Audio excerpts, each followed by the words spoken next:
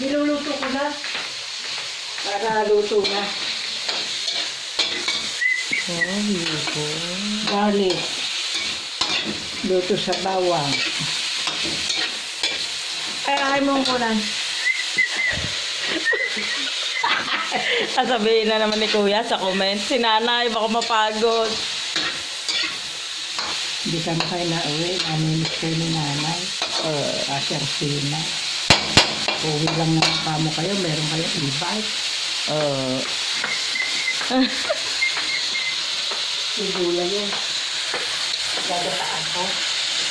Yan po ang ulam nila nanay. Kami nakikiulam na lang. Ito ang aming ulam. Gata. Ayan po. Gata Nagluto daw si nanay nito. Butter, garlic, shrimp. Butter garlic shrimp. Ayan po.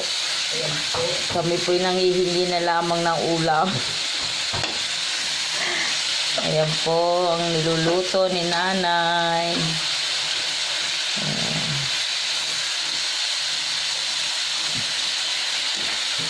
Yan po ulam nila nanay.